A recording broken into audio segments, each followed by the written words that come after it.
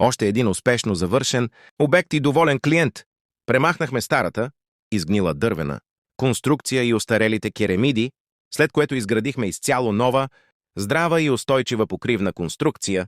Комините бяха измазани и подготвени за дълготрайна защита, а върху тях монтирахме нови шапки, които предпазват от влага и атмосферни влияния.